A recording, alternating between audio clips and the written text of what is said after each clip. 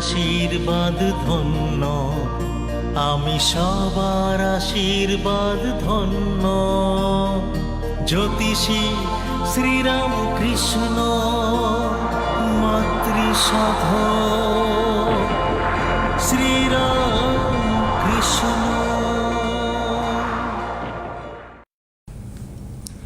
স্বাগতম, নমস্কার। রবিবারের দ্বীপ্রহরে এমন একটি বিষয় নিয়ে আলোচনা করব, বিষয়টা খুব মজাদার এবং খুব সিরিয়াসও বটে। তবে আপনাদের প্রত্যেককে বলি, আপনারা যারা টেলিভিশনের সামনে রয়েছেন, একই সাথে আপনার হাতে রাখা হ্যান্ডসেট যে ফোনটি রয়েছে, প্রত্যেকেরই ইন্টারনেটের মাধ্যমে আপনারা দেখেন, তারা দয়া করে আপনারা ওখানে ইউটিউব ডাউনলোড করুন, ইউটিউবটা ডাউনলোড করুন এবং ইউটিউব ডাউনলোড করে সেখানে সিটিভিএন একেডি প্লাস এটা লিখুন, ক্লিক করুন, দেখবেন সিটিভিএন একেডি প্লাস চলে এসছে। সাবস্ক্রাইব করুন, সাবস্ক্রাইব করলেই আপনি কিন্তু পার্মানেন্ট সিটিভিএন একেডি প্লাসের এই অনুষ্ঠানে নিয়মিতভাবে, তো লাইভ অনুষ্ঠান তো দেখতে পাবেনই, তার সঙ্গে সঙ্গে আপনার যদি মনে হয় তিনটের প্রোগ্রামটা মিস হয়ে গেছে, তাহলে আপনি যখন খুশি দেখতে পাবেন, শেয়ার করতে পারবেন, হোয়াট এভার ইউ লাইক। আপনার জন্য এই সুবিধাটা দেওয়া হলো এবং তার সঙ্গে সঙ্গে ওখানে আপনি প্রশ্নও রাখতে পারেন, যে আপনার যদি কোনো কোয়েশ্চেন থাকে, টিভির লাইনে আপনি প্রবেশ করতে পারেন না, সত্যি তো, তাহলে রাখতেই পারেন। আজকে এমন একটা বিষয়ে কথা বলবো, সে বিষয়টি কিন্তু খুব ইন্টারেস্টিং। দেখুন, একটা মানুষ তার লয়ালিটির দিক থেকে আরেকজন মানুষকে তার ভালো লাগে বা ভক্তি করে, কিন্তু তার মতন সে শত চেষ্টা করলেও হতে পারে না, মানে তাকে কপি করতে যাওয়া বা সে যেভাবে ফুটস্টেপ ফেলছে।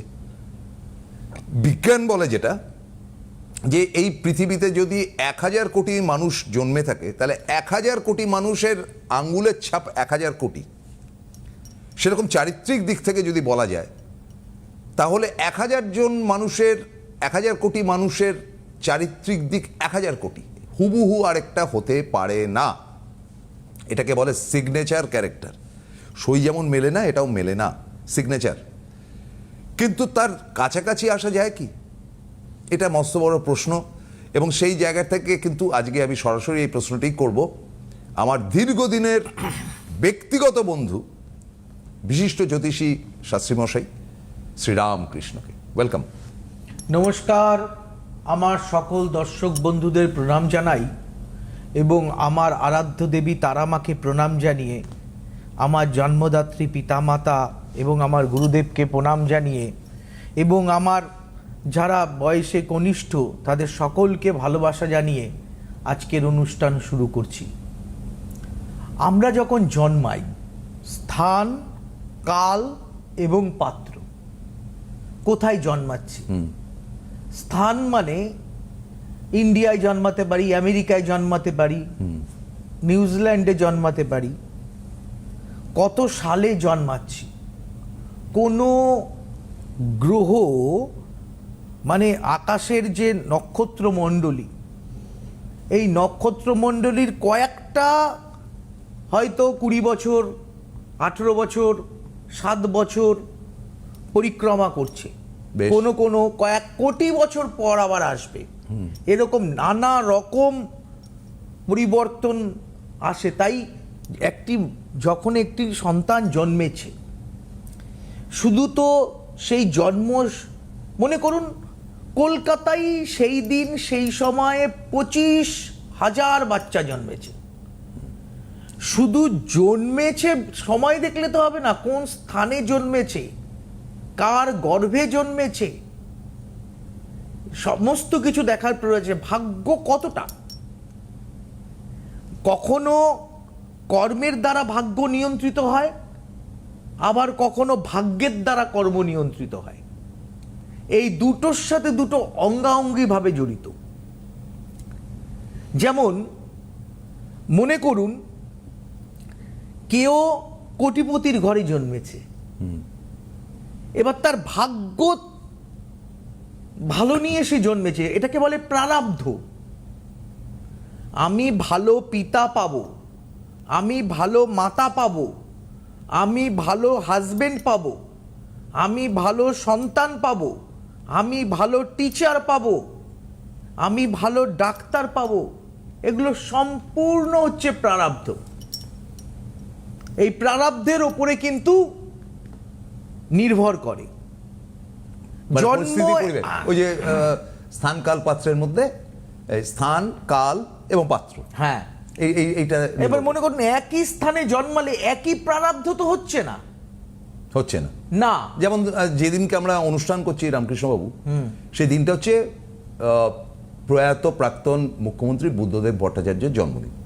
ওই একই দিনে তো কয়েক হাজার মানুষ জন্মেছে, কয়েক হাজার মানুষ জন্মেছে, প্রত্যেকে তো প্রত্যেকের প্রারব্ধ তো এক নয়। প্রত্যেকে তো মুখ্যমন্ত্রী হতে পারেনি। না না, মুখ্যমন্ত্রী হওয়ার কি, মুখ্যমন্ত্রীর পিতা যিনি ছিলেন তার সন্তান ওই টাইমে জন্মে ওই রকম মানুষের পিতা তো পাননি। ঠিক, আপনি বিষয়টা প্রারব্ধ আগে, পিতা আগে, প্রারব্ধ আপনি কোথায় জন্মাচ্ছেন। আচ্ছা, মানে কোথায় জন্মাচ্ছি। দেখুন কত ভয়ঙ্কর এই সৃষ্টি। একটা ডিসকভারি চ্যানেলে আমি দেখলাম একটা হরিণ বাচ্চা দিল, সঙ্গে সঙ্গে বাচ্চা মায়ের গর্ভ থেকে যখনই পড়লো একটা বাঘ এসে তাকে খেয়ে নিল। কি ভয়ঙ্কর ব্যাপার। আপনি ভাবুন, কর্ম এই জন্য আটকে উঠতে হয়। যখন মানুষ কুকর্ম করে তখন একবার ভাবা উচিত, মানুষ মানুষকে যখন আঘাত করে একবার ভাবা উচিত এই আঘাতটাও কিন্তু আমার উপরে পড়বে। এই যে শত্রুতা, এই যে হিংসাহিংসি, রাহাজানি, এই যে মানুষকে মানুষের ক্ষতি করা, লোকের ভালো দেখতে না পাওয়া, এগুলোর কিন্তু একটা বিচার কিন্তু আছে। এই বিচার পেতে হবে। নিউটনের থার্ড ল, প্রত্যেক ক্রিয়ার সমান এবং বিপরীত প্রতিক্রিয়া আছে, সে এ জন্মে হোক বা পরজন্মে হোক। এ জন্মেও খানিকটা ভোগ করে যেতে হয়, কিন্তু পরজন্মে আপনি জন্মাচ্ছেন, আপনি খুন করেছেন, আপনি নিজেই জানলেন না। আপনি হরিণের গর্ভে জন্মালেন, মায়ের পেট থেকে পড়লেন, বাঘ এসে খাওয়ার জন্য রেডি। ভাবতে পারছেন কি ভয়ঙ্কর ব্যাপার। মানুষ হয়ে জন্মাচ্ছে কিনা সেটাও অনেক পুণ্যের ফলে তবে তো মনুষ্য জন্ম পায়। এই জ্ঞান, এই বুদ্ধি, এই চিন্তা ভাবনার ক্ষমতা, এই রিসার্চ করার ক্ষমতা, আপনি ভাবুন কত মানুষের রিসার্চের ফল আমরা ভোগ করছি। এই জায়গাটা তো চিন্তা করতে হবে নিশ্চয়ই। একটা ফোন আছে, একটু দেখে নি। আচ্ছা, হ্যালো। হ্যালো, হ্যাঁ নমস্কার। বলুন। নমস্কার। হ্যাঁ নমস্কার, আমি হাওড়া থেকে বলছিলাম। হ্যাঁ, কি নাম? আমার নাম প্রশান্ত ঘোষ। আমি একটু মেয়ের ব্যাপারে জানার জন্য হচ্ছে। একটু জোরে আচ্ছা, হবে মেয়ের soundটা। নামটা বলুন, একটু জোরে বলুন, টিভির থেকে শুনে বলুন। সৃঞ্জয়ী ঘোষ। হ্যাঁ, সৃঞ্জয়ী ঘোষ। আচ্ছা, ডেট অফ বার্থটা বলুন। 28/1/2003। 18 বোধ হয়, 18। 28/28/28। 28/1/2003। হ্যাঁ, কটার সময়? 9:20 সকাল, হাওড়াতেই। সকাল 9:20, হুম, হাওড়া। হাওড়া। আচ্ছা, কি জানতে চান মেয়ের সম্পর্কে? সেদিন মঙ্গলবার ছিল। হ্যাঁ, মেয়ের একটু ক্যারিয়ার আর একটু বিয়ের ব্যাপারটার জন্য। হ্যাঁ, সেদিন মঙ্গলবার ছিল, জানা আছে? হ্যাঁ, মঙ্গল। হ্যাঁ,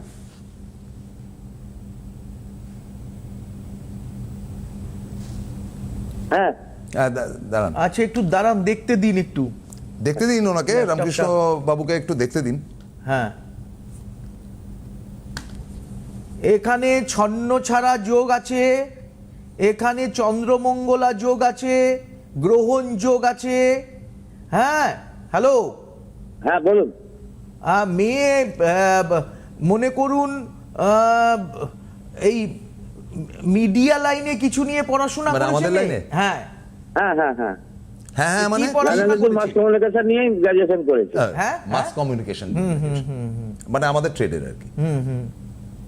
আচ্ছা, ব্যাপার হচ্ছে যে মেয়ে কিন্তু খুব খারাপ একটি ছেলের সঙ্গে ফেসে যাবে। হ্যালো, আচ্ছা। মেয়ে হ্যাঁ, পাশে শুনছি, আছে? বলুন। হ্যাঁ আচ্ছা, শুনতে পাচ্ছি। মেয়েকে একটু দিন। বাহ, না, মেয়ে আজ পর্যন্ত নেই, আমি তো একটু অন্য জায়গা থেকে বলছি। এখন হ্যাঁ? আমার সামনে এখন মেয়ে নেই, হ্যাঁ কি বলছেন? মেয়ে এখন সামনে নেই। আপনি তো বললেন আপনার পাশে আছে, কখন বললাম? তা মেয়ে কোথায় এখন? মেয়ে একটা অব্দি বেরিয়েছে, অন্য একটা কাজে তো বেরিয়েছে, আজকে তো পরে অন্য বন্ধুদের সাথে একটু গেছে। ও বন্ধুদের সাথে ঘুরতে গেছে। আচ্ছা, যাই হোক, একটু জেনে নিন, মেয়ে চাকরি বাকরি পাচ্ছে না। হ্যাঁ কি বললাম বুঝলেন? হ্যাঁ, মেয়ে কিন্তু চাকরি বাকরি পাচ্ছে না, এই 2026-এও চাকরি পাচ্ছে না। আচ্ছা, আর যদিও 2026 পায় তবুও খুব ছোটখাটো মানে 7-8 হাজার টাকার আর কি। ছোটখাটো চাকরি পাওয়ার যোগ রয়েছে, কিন্তু তার মধ্যে মেয়ে কিছু খারাপ মেয়ের পাল্লায় পড়ে একটা ভুল রাস্তায় যাওয়ার সম্ভাবনা রয়েছে বর্তমান সময়ে। কি বললাম বুঝতে পেরেছেন? হ্যাঁ বলুন। ভালো তো, আমি তবে তো সতর্ক হতে পারবো তাহলে আপনার কথা শুনে। হ্যাঁ, হ্যাঁ কি বললেন? সতর্ক হতে পারবো তাহলে, হ্যাঁ ঠিক। সতর্ক হতে পারবো। হুম। অবশ্যই সতর্ক হবেন, এবং সতর্ক হয়ে কোনো লাভ নেই। এই যে এত সংশোধনাগার যেখানে রাখা হয় বড় বড় ক্রিমিনালদের, ছোট এরা ছোট কি ক্রিমিনালদেরও ছোট রাখা হয়। ছোট ক্রিমিনালদের রাখা হয়, বড় ছোট সবাইকে রাখা হয়। তারা কি সংশোধন হয়? বেশিরভাগ ক্ষেত্রে হয় না। তার কারণ হচ্ছে চারিত্রিক গুণাবলী। কোন সময়ে নিজের মধ্যে লোভ, ক্রোধ, মোহ এগুলো চলে আসে, এগুলোকে কমাতে হয়। কিভাবে কমাতে হয়? কখনো উপবাস করতে হয়, কখনো কিছু খাদ্য সম্পর্ক আছে, কিছু খাবার ত্যাগ করতে হয়। মেয়েদের ক্ষেত্রে মা এখন আর যত পারে নাও এটা ভিটামিন খাওয়ায়, যত পারছে মেয়েকে কাজ করতে দেয় না, মোটা হয়ে যাচ্ছে ঘরে বসে বসে। কি বললাম বুঝলেন? ছেলেকে আদর করতে করতে বেশি বেশি মাংস খাওয়াচ্ছে, খা অমাবস্যায় মাংস খা, পূর্ণিমায় মাংস খা। সেই ছেলের এই হাতে মোবাইল ফোন, কামনা বাসনা জাগ্রত হচ্ছে, তখন কি করবে? যাকে দেখবে ভালো লেগে গেছে, খালি মনটা চুকচুক করে কোন ছেলের পিছনে যাবে, কোন মেয়ের পিছনে যাবে। ঠিক। কি বললাম বুঝলেন? এটা শারীরিক প্রবৃত্তি। এই শারীরিক প্রবৃত্তিটা এরা তো সমাজ বোঝে না। আপনার খিদে পেলে, যখন প্রচন্ড খিদে পাবে, তখন কে আপনার দিকে তাকালো, কে আপনার দিকে দেখলো, সেদিকে নজর থাকবে না।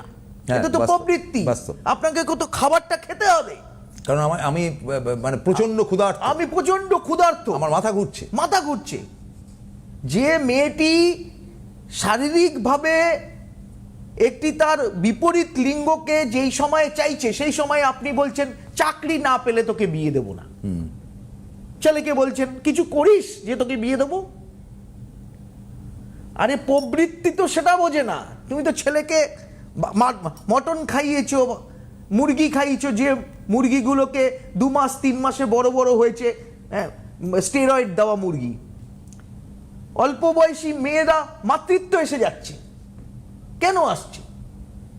আপনি একবার ভাবুন তো। আপনি যে লাউটা আগের দিন ইঞ্জেকশন রাত্রিবেলা মারছে, সকালবেলা বাজারে নিয়ে আসছে, এত বড় হয়ে গেছে, সেই লাউটি আপনি খাচ্ছেন। তাহলে সেই মেয়েকে, সেই ছেলেকে আপনি বিয়ে না দিয়ে আটকে রেখে দেবেন, আর বলবেন তুমি চাকরি না পেলে সমাজ দেখাবেন। সমাজ ব্যবস্থা মানতে চাইবে না। তাকে গ্রহ দোষের প্রতিকার, তাকে ঠান্ডা হওয়ার জন্য প্রতিকার করতে হবে। এক একটা দশায়, শুক্রের দশা 2022 থেকে 42, এই শুক্রের দশায় কি করে? শুক্রের দশায় মানে রাজকীয় হাবভাব, ভোগ বিলাস, এইগুলো শরীরের মধ্যে চলে আসে। এই সময় তাকে সংযত হতে বললে, রাজাকে আপনি সংযত হতে বললে রাজা সংযত হবে না? পাগল নাকি? আপনি লক্ষ্য করবেন, কোনো ড্রাইভারকে যদি আপনি পুলিশের গাড়ি চালাতে দেন, দেখবেন ওর শরীর সবসময় গরম থাকে। হ্যাঁ, অনেক আমি পুলিশ অফিসারকে শুনেছি ড্রেসটা পরলে আমার শরীরটা গরম হয়ে যায়। কি বললাম বুঝতে পেরেছেন? সেই রকম অবস্থা। তো গ্রহ যখন মানুষকে ভর করে তখন এরকম তার শরীরও এরকম উষ্ণ হয়ে যায়, তখন তার খাবারের পরিবর্তন আনতে হয়, ঈশ্বরের চিন্তা ভাবনা করাতে হয়, মা বাবাকে ধ্যান করাতে হয়, কাউকে দীক্ষা দিয়ে দিতে হয়, ঈশ্বরের নাম জপ, নিরামিষাশী হতে হয়, অনেক রকম ব্যাপার থাকে, অনেক দ্রব্যগুণ দিয়ে তাকে ঠান্ডা করা যায়। আমি গত কয়েক মাস আগে আমি এরকম প্রেডিকশন করেছি যে এই মেয়েকে ঘরে রাখা যাবে না, রাজমিস্ত্রির সাথে পালিয়ে গেছে, বাবা চাকরি করে ডিএম অফিসে, সারাক্ষণ পাহারা, এক ছাদ থেকে আরেক ছাদ টপকে পালিয়ে গেছে। তা গেল কেন? ও পরে আফসোস করবে, কিন্তু তখন তো সব শেষ, তখন সব শেষ। সময় থাকতে থাকতে আমি মা, বিশেষত যারা মা আছেন, আমি তাদের বলি আপনারাই তো সব থেকে বড় জ্যোতিষ।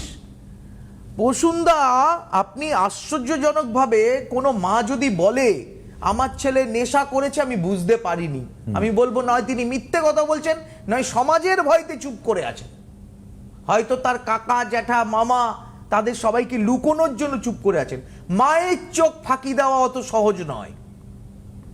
মা প্রথম বুঝে যাবে আমার ছেলে মেয়ে কিন্তু ঠিক লাইনে চলছে না, এটা প্রথম নজরে আসবে মায়ের। পিতা তো অনেক দূর, মায়ের প্রথম নজরে আসবে আমার ছেলেটি বা আমার মেয়েটি বেলাইনে চলছে, আমাকে এখন এই লাইন শুধরাতে হবে। আমি কি করে শুধরবো? আমি যদি জ্যোতিষটা জানি, এবং মায়েরা কোর্স করছে আমার ইনস্টিটিউশনে, the Indian astrological institute Kolkata শাখায় আমি সভাপতি। আমি দেখছি প্রচুর মানুষ আমাদের ইনস্টিটিউশনে এসে তারা ক্লাস করছে, মায়েরা। সামান্যতম বলছে যে আমরা প্রফেশনাল অ্যাস্ট্রোলজার হতে আসিনি, আমরা এসছি আমার পরিবারটা যাতে সুখে থাকে তার ব্যবস্থা করতে। কি বললাম বুঝতে পেরেছেন? কারণ আমরা অনেক কুসংস্কারে ভুগি। আপনি লক্ষ্য করবেন এই যে তারাপীঠের মন্দিরে লক্ষ লক্ষ লোকে লাইন দিচ্ছে, কি করছে? লাইন দিয়ে ভিতরে গিয়ে মাকে গায়ে চুল ধরে টানছে, এইভাবে হাত ধরে দিচ্ছে। মা কি বলেছে? মায়ের প্রতিমা তৈরি করেন একজন মৃৎশিল্পী, তিনি বাঁশ দেন, খড় দিয়ে বাঁধেন, চক্ষু দান করেন, চুল লাগান, আবার যখন পুজো হয়ে যায় সেই মৃৎশিল্পী কিন্তু মাকে দর্শন করেন, মায়ের রূপ তৈরি করেন, তিনি দর্শন করেন এবং প্রণাম করে বলেন কালী কালী মহাকালী কালীকে পাপহারিণী ধর্মার্থ রক্ষণে দেবী নারায়ণী নমস্তুতে। সেই মৃৎশিল্পী অঞ্জলি দেয়, কিন্তু তিনি তো মনের মধ্যে ভাবেন না যে এই মূর্তিটা আমি তৈরি করেছি, কেন তাহলে আমি যাচ্ছি। তিনি মায়ের রূপটা তৈরি করেছেন। দেখবেন প্রত্যেকটা মন্দিরে একটা করে নাথ মন্দির আছে, সেই নাথ মন্দির থেকে মাকে দর্শন করো, চোখ ভরে দেখো, আর মন ভরে আত্মার সাথে মাকে ভক্তি করে ডাকো। দৌড়ে গিয়ে মায়ের চুল ধরে টানলাম, বিশাল পুজো দিয়ে এলাম তারাপীঠ থেকে। কদিন আগে তারাপীঠে গেলাম, শ্মশানে হাজার হাজার মুনি ঋষির দেহ ওখানে সমাধিস্থ করা আছে। লোকে কি করছে, ওখানে গিয়ে ওটাকে একটা টয়লেট বানিয়ে ফেলেছে, সবাই গিয়ে ওখানে করছে, নোংরা করছে। এদের ভাবুন কি মানসিকতা। মাকে পুজো দিতে এসছেন, যে মা শ্মশান বাসেনি, মা সন্ধ্যাবেলা সারা রাত মা শ্মশানে থাকেন, সেখানে মল মূত্র ত্যাগ করছে শ্মশানের মধ্যে। তাহলে মানুষের চিন্তা, কুসংস্কারটা কোন জায়গায় এসে দাঁড়িয়েছে? আমাদের জ্যোতিষশাস্ত্র, যে কোনো শাস্ত্র তৈরি হয় মানুষের কল্যাণের জন্য, মানুষের কাছাকাছি থাকার জন্য। কাছাকাছি থাকার জন্য। কোনো মতো মন্ত্র শিখে একজন পুরোহিত হয়েছেন, তাকে গিয়ে জিজ্ঞেস করছেন হাত দেখিয়ে, আমার ভালো সময় না আমার খারাপ সময়? আরে এই শাস্ত্রটা সম্পর্কে যিনি অভিজ্ঞ তার কাছে যাও, তার কাছে যাও। ওষুধের দোকান থেকে যদি আমি এখন ওষুধ আনতে যাই তাহলে তো বিপজ্জনক। বিপজ্জনক ব্যাপার। ওষুধের দোকানদার তো আর ডাক্তার না। ডাক্তার না, সে যা বলবে জ্বর হয়েছে দিয়ে দেবে। কিন্তু জ্বরটা কি, কিসের জন্য জ্বর হয়েছে? তার পেটে ইনফেকশন আছে, নাকি তার সর্দি লেগেছে তার জন্য ইনফেকশন হয়েছে, সেগুলো তো জানতে হবে। আমি একটা প্যারাসিটামল নিয়ে নিলাম, ক্যাফেইন নিয়ে নিলাম, প্রোপোপিলাজম নিয়ে নিলাম, এতে কি করে হবে? বসুন্ধা, জ্যোতিষ শাস্ত্রটা শুধু শাস্ত্র জানলে হবে না, প্রেডিকশন, বড় বড় এআই দিয়ে আপনি প্রেডিকশন করতে পারেন। লোকের ভাগ্য বলতে গেলে তার সোর্সটাও দরকার, যে তার জন্মটা কি করে হলো, কবে হলো, কিভাবে হলো। ওই যে বাবার ব্যাপারটা, স্থানকাল পাত্র। আরেকটা ব্যাপার সে দেখা গেল যে আজকাল ট্রেন্ড দেখছি, এ এটা পড়ছে হিসচাল, এ ওটা পড়ছে, ও ওটা পড়ছে, যাকে আমি চিনি না, জীবনে জানি না, এত বড় দাড়ি, মাথায় তিলক, জটা, তাকে আমি পণ্ডিত মনে করছি। তার জ্যোতিষ, সে কত বছর জ্যোতিষী করছে, তার পাড়া প্রতিবেশীরা কি বলছে, এগুলো খোঁজ নিতে হবে। কারণ আমাদের ভারত সরকার সরকারিভাবে স্বীকৃত কোনো জ্যোতিষ ইনস্টিটিউশন এখনো পর্যন্ত তৈরি করেনি। বিশ্বের কোথাও না। ইংল্যান্ডে আছে। না, সেটা ডিফারেন্ট, মানে অর্গানাইজড কিছু না। ইংল্যান্ডে প্রাইভেট ইউনিভার্সিটিও আছে, সেটা ব্যাপার না। কিন্তু আমাদের ভারতবর্ষের বুকে নেই। তাহলে আমাকে কি করতে হবে? আমাকে জানতে হবে কে জ্ঞানী ব্যক্তি, কিনি কাজ। আবার জ্ঞানী ব্যক্তি হলে হবে না, প্রেডিকশন তো এখন কম্পিউটারে হয়ে যাচ্ছে।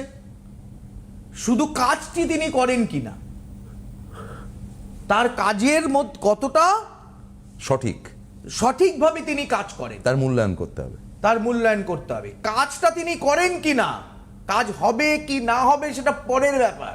তিনি কতটুকু কাজ করেন এবং কতটুকু জানেন তারা, এবং জানেন কাজ করতে, এটা দেখতে হবে।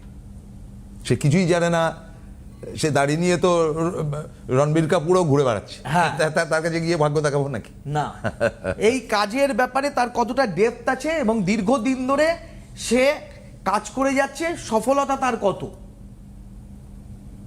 এবং কি বিহেভিয়ার তিনি করছেন। তিনি ফোন তুললে কি ফোনটা কেটে দিচ্ছেন, নিজেকে পণ্ডিত প্রমাণ করতে চাইছেন, সমস্ত কিছু বুদ্ধি বিবেচনা যারা আছে তিনি খুঁজে পাবেন। বাস্তবিক তথ্যের জায়গা থেকে আমরা বলি, আমাদের আজকে হাতে সময় নেই। রামকৃষ্ণবাবু প্রত্যেক রোববার দিন 1:30 এবং 3:30, এই 3টের সময় আসেন, 1:30 এবং 3টে।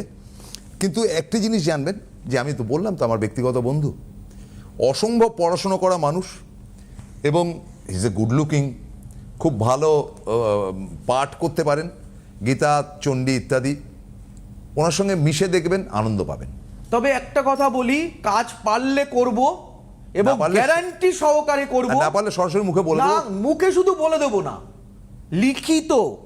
লিখিতভাবে একদম স্ট্যাম্প পেপারে লিখে কাজ করব, যে আমি দায়িত্বটা নিলাম। আজকে শেষ করতে হচ্ছে রামকৃষ্ণবাবু, সামনের সপ্তাহে আবার দেখা হবে। আজকের মধ্যে বিদায় নিচ্ছি, নমস্কার।